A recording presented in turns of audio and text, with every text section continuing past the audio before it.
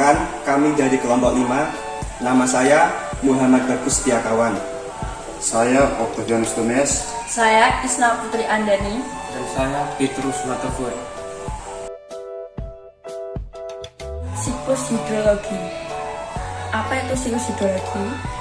Kalau secara definisi, hidrologi itu artinya ilmu yang mempelajari air yang ada di atas maupun di dalam bumi. Nah, kalau siklus hidrologi atau siklus air adalah rangkaian atau tahapan yang dilalui air dari bumi ke atmosfer dan kembali lagi ke bumi.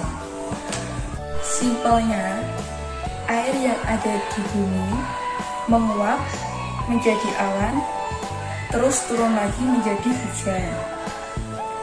Nah, ini yang menyebabkan volume air di bumi relatif sama dari tahun ke tahun. Siklus hidrologi dibagi menjadi 3 jenis. Nih, sekarang teman-teman saya akan menjelaskan 3 jenis siklus hidrologi itu. Yang pertama, siklus air pendek. Siklus ini merupakan yang paling pendek nih. Jadi dalam siklus ini air di laut mengalami evaporasi atau penguapan. Evaporasi di sini adalah proses menguapnya air dari laut, danau, sungai atau permukaan air lain yang ada di bumi. Kunci utama dari evaporasi ini adalah panas matahari ya guys. Kemudian uap air tadi mengalami kondensasi dan berubah menjadi awan. Kondensasi adalah berubahnya wujud uap air menjadi titik-titik air hingga akhirnya terbentuk menjadi awan. Setelah menjadi awan ini, akhirnya terjadi deh persipitasi. Nah, persipitasi ini kita kenal juga namanya sebagai hujan guys.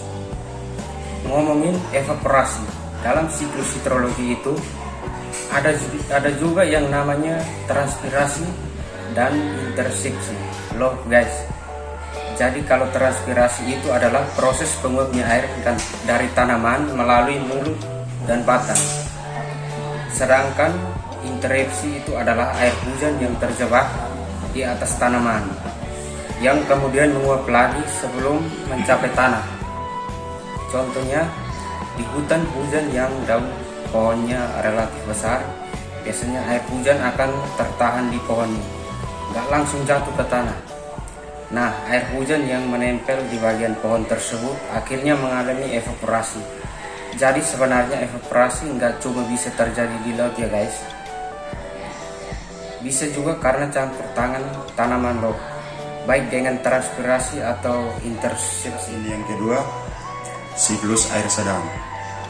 Nah, kalau di siklus air sedang, hujannya tidak terjadi di laut ya guys, tapi terjadi di darat. Awalnya sama, air mengalami evaporasi, terkondeksi menjadi awan, dan akhirnya turun hujan. Bedanya sama siklus air pendek, kali ini hujannya turun di darat nih. Jadi ketika sudah mengalami kondensasi, awan bisa juga mengalami adveksi.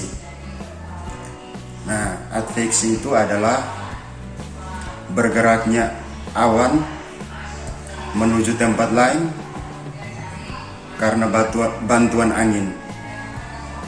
Karena adanya adveksi ini, awan bisa menurunkan hujan di darat sehingga timbul lagi yang namanya runoff. Nah, runoff itu adalah bergeraknya air di darat dari tempat tinggi ke tempat yang rendah. Air yang bergerak ini nantinya akan mengalir kembali ke laut ya, sehingga bisa kembali mengulang siklusnya. Air yang jatuh di darat tidak selalu menjadi runoff loh, tapi bisa juga malah mengalami infiltrasi.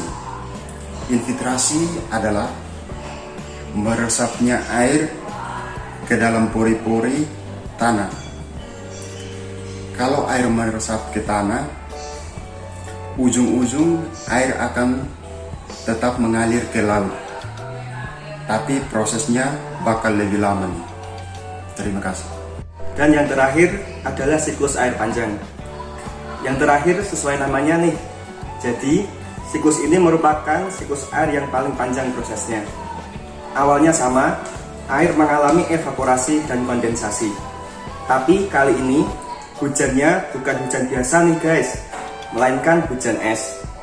Ini karena awan yang ada di atmosfer bergerak ke tempat yang relatif lebih dingin, atau kondisi suhu udara di atmosfer saat itu sedang rendah. Nanti, setelah musim semi, baru deh salju atau esnya mencair, mengalir di permukaan bumi, dan akhirnya sampai ke laut buat mengulang kembali siklusnya. Karena prosesnya yang panjang ini, siklusnya dinamakan dengan siklus panjang. Ngomongin es, dalam siklus panjang ini, kamu bisa juga menjumpai yang namanya proses sublimasi. Sublimasi adalah perubahan wujud padat menjadi gas. Dalam hal ini adalah es yang menguap kembali menjadi uap air. Jadi, uap air yang ada di atmosfer bukan cuma dari air aja ya, bisa juga nih dari air yang versi padatnya, yaitu es.